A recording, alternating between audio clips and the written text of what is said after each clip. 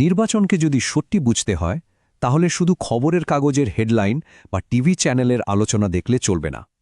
আমাদের যেতে হবে একেবারে গভীরে, একদম মাটির কাছাকাছি, যেখানে সাধারণ মানুষের জীবন আর সরকারি শাসন একে অপরের মুখোমুখি হয়।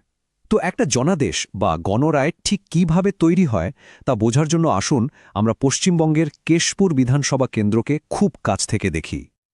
শুধু টেলিভিশন বিতর্ক দিয়ে না, ওভাবে নির্বাচন জেতা যায় না।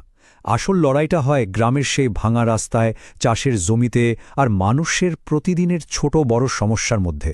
আসল রাজনীতি তো সেখানেই, যেখানে সরকারি নীতিগুলো হয় মানুষের জীবনকে একটু সহজ করে, নয়তো আরও কঠিন করে তোলে। কোনো জায়গার রাজনীতি বুঝতে গেলে সবার আগে তার মাটির গন্ধটা বুঝতে হয়। সেখানকার জল, হাওয়া, মানুষের স্বপ্ন, তাদের ভয়, এই সব কিছু মিলিয়েই তো তৈরি হয় রাজনৈতিক হাওয়া। আসুন আমরা কেশপুরের সেই বাস্তবতার গভীরে যাই। এই যে মানচিত্র দেখছেন, এটাই কেশপুর, দক্ষিণবঙ্গের সমতল ভূমির ওপর দাঁড়িয়ে থাকা একটা বিধানসভা কেন্দ্র। এর একদিকে জঙ্গলমহলের ছোঁয়া, অন্যদিকে পুরোপুরি কৃষিভিত্তিক জীবন। এই দুয়ের টানাপোড়ে নিয়ে এখানকার সমাজ আর রাজনীতির চরিত্রটা তৈরি হয়েছে। 100% ভাবা যায়, কেশপুর একটা সম্পূর্ণ গ্রামীণ এলাকা, এখানে একটাও শহর নেই। তার মানেটা কি? মানে হলো এখানকার অর্থনীতি, মানুষের জীবনধারণ আর রাজনৈতিক চিন্তাভাবনা সবকিছুই আবর্তিত হয় কৃষিকে কেন্দ্র করে। ধান, আলু, সবজি আর দিনমজুরি, এটাই এখানকার জীবনের মূল ভিত্তি। এখানকার জনসংখ্যার দিকে যদি তাকাই, দেখব প্রায় ৭১.৫% হিন্দু আর ২৮% মুসলিম। তবে এগুলো শুধু সংখ্যা নয়, এগুলো আসলে এখানকার সামাজিক বুননটাকে দেখিয়ে দেয়। বিভিন্ন সম্প্রদায়ের মানুষ এখানে একসাথে থাকেন, আর তাদের এই সহবস্থান এখানকার রাজনীতিতে একটা খুব গুরুত্বপূর্ণ ভূমিকা পালন করে। যদি আরও একটু গভীরে দেখি তাহলে দেখব জনসংখ্যার একটা বড় অংশ, প্রায় ২৬.৪% তফসিলি জাতিভুক্ত এবং প্রায় ৫.৮% তফসিলি উপজাতিভুক্ত।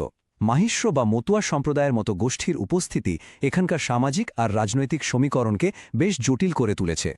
প্রত্যেকটা গোষ্ঠীর নিজস্ব আশা আকাঙ্ক্ষা আছে, নিজস্ব অভিযোগ আছে, যা কোনোভাবেই এড়িয়ে যাওয়া সম্ভব নয়।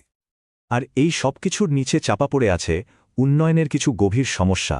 গ্রামের রাস্তাগুলোর বেহাল দশা, নদীর দুর্বল বাঁধের জন্য প্রতি বছর বন্যার ভয়, তরুণ প্রজন্মের জন্য নতুন চাকরির অভাব, আর অন্যদিকে চালের দাম বেড়ে যাওয়ায় চাষিদের আয় কমে যাওয়া। এগুলো শুধু বুলেট পয়েন্ট নয়, এগুলো মানুষের প্রতিদিনের যন্ত্রণা, যা ধীরে ধীরে ক্ষোভের জন্ম দেয়। তো যখন এই যন্ত্রণাগুলো জমে ওঠে, যখন মানুষের ধৈর্যের বাঁধ ভেঙে যায়, তখন কি হয়? তখন আর মানুষ কথা বলে না, কথা বলে সংখ্যা, ভোটের সংখ্যা। আসুন দেখি কেশপুরের সংখ্যাগুলো আমাদের কি গল্প শোনাচ্ছে। শুধু এই চার্টটা একবার দেখুন। 2016তে যে দলটা চ্যালেঞ্জ জানাচ্ছিল তাদের ভোট ছিল মাত্র 4.5%, আর ঠিক 5 বছর পর 2021-এ সেই ভোটটা গিয়ে দাঁড়ালো 42%। এটা কিন্তু কোনো সাধারণ পরিবর্তন নয়, এটাকে একটা রাজনৈতিক ভূমিকম্প বলা চলে। পরিষ্কার বোঝা যাচ্ছে যে প্রতিষ্ঠান বিরোধিতার একটা তীব্র স্রোত কাজ করছিল। আর সবথেকে গুরুত্বপূর্ণ বিষয় হল, এই পরিবর্তনটা এসেছে বিপুল সংখ্যক মানুষের অংশগ্রহণের মাধ্যমে। 2016 আর 2021 দুটো নির্বাচনেই ভোটের হার ছিল প্রায় 92%। এর মানে হল কেশপুরের মানুষ কিন্তু ঘরে বসেছিল না, তারা সক্রিয়ভাবে এই পরিবর্তনে অংশ নিয়েছিল। আমাদের সংবিধান প্রতিটি নাগরিককে মর্যাদা এবং অবহিত হয়ে কথা বলার অধিকার দেয়, আর এই উচ্চ ভোটদান তারই প্রতিফলন। কিন্তু প্রশ্ন হল কেন এই বিপুল পরিবর্তন? মানুষের মনে এত রাগ, এত অসন্তোষের কারণটা ঠিক কী ছিল? চলুন এবার সেই কারণগুলোকে এক এক করে ব্যবচ্ছেদ করে দেখি। লড়াইটা ছিল দুটো দিকের। একদিকে ছিল ক্ষমতাসীন দলের কিছু অনুভূত দুর্বলতা, যেমন খারাপ পরিকাঠামো বা দুর্নীতির অভিযোগ, আর অন্যদিকে ছিল চ্যালেঞ্জার দলের শক্তি, যেমন তাদের শক্তিশালী সংগঠন আর প্রতিষ্ঠান বিরোধিতার হাওয়াকে সঠিকভাবে কাজে লাগানোর ক্ষমতা। ভোটাররা এই দুটো দিককে পাশাপাশি রেখেই তাদের রায় দিয়েছে। এই অসন্তোষের কয়েকটা মূল কারণ ছিল খুব স্পষ্ট। সরকারি প্রকল্পের সুবিধা পেতে গেলে কাটমানি বা কমিশনের অভিযোগ, শিক্ষক নিয়োগে দুর্নীতি নিয়ে শিক্ষিত ছেলেমেয়েদের হতাশা, ভোটের পর রাজনৈতিক হিংসার আতঙ্ক, গ্রামে চাকরির অভাব, আর তার সাথে সংখ্যালঘু তোষণের একটা ধারণা যা অনেকের মনে প্রভাব ফেলেছিল। এই বিষয়গুলো মানুষের ব্যক্তিগত জীবনকে গভীরভাবে ছুঁয়ে গিয়েছিল। একটা জায়গার রাজনীতি কিন্তু শুধু সেখানকার ভেতরের ব্যাপার দিয়ে চলে না, এর উপর বাইরের অনেক কিছুর প্রভাব পড়ে। যেমন রাজ্যের বা দেশের রাজনৈতিক পরিস্থিতি, অর্থনৈতিক অবস্থা, সামাজিক পরিবর্তন ইত্যাদি।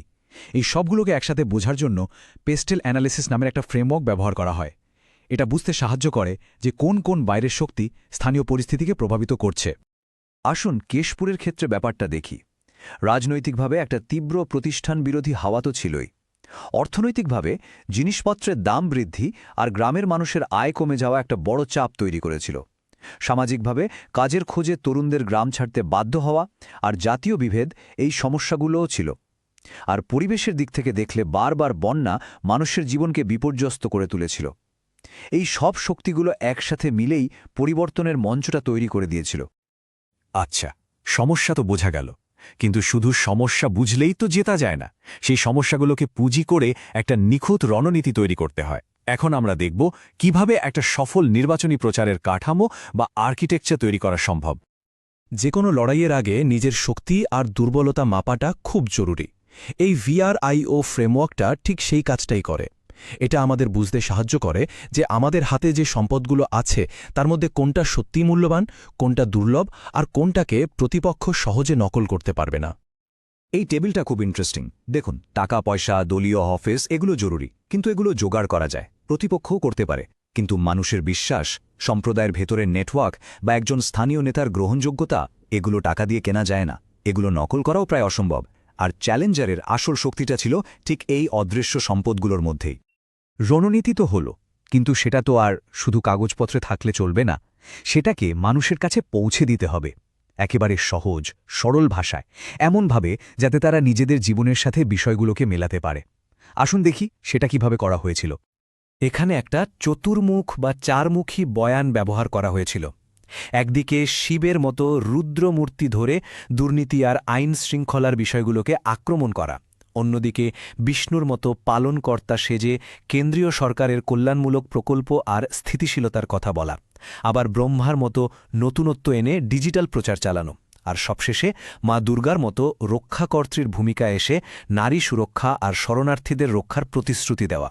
এই বহুমুখী বয়ানটা বিভিন্ন ধরনের ভোটারকে ছুঁয়ে যেতে পেরেছিল। দেখুন, বড় বড় ফাঁকা প্রতিশ্রুতির দিন শেষ। মানুষ এখন হাতে কলমে হিসাব চায়। এই ডেভেলপমেন্ট প্লেজ শিট ঠিক সেই কাজটাই করেছে। এখানে মহিষদা খাপড়া রাস্তার মতো একটা নির্দিষ্ট প্রকল্পের কথা বলা আছে, কত খরচ হবে, কতদিন সময় লাগবে, আর এর ফলে সাধারণ মানুষের ঠিক কী লাভ হবে সবকিছু স্পষ্ট করে লেখা। এটা ভোটারদের হাতে একটা অস্ত্র তুলে দেয়, যার মাধ্যমে তারা পরে নির্বাচিত প্রতিনিধিকে জবাবদিহি করতে পারে। কিন্তু নির্বাচন জেতাটাই তো শেষ কথা নয়, বরং ওখানেই আসল কাজ, আসল পরীক্ষা শুরু হয়। একটা গণরায়কে সত্যিকারের সুশাসনে পরিণত করার জন্য একজন নেতাকে অনেক কঠিন সিদ্ধান্ত নিতে হয়।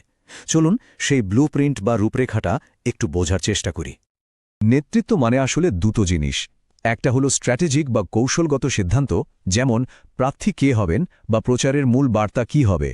আরেকটা হলো অপারেশনাল বা পরিচালনগত সিদ্ধান্ত, যেমন প্রতিদিনের প্রচার কিভাবে চলবে বা স্বেচ্ছাসেবকদের প্রশিক্ষণ কিভাবে হবে। একজন ভালো নেতা এই দুটো দিকের মধ্যে একটা ভারসাম্য রেখে চলেন, কারণ বড় স্বপ্ন দেখতে হলে প্রতিদিনের ছোট ছোট কাজগুলো ঠিকভাবে করতে হয়।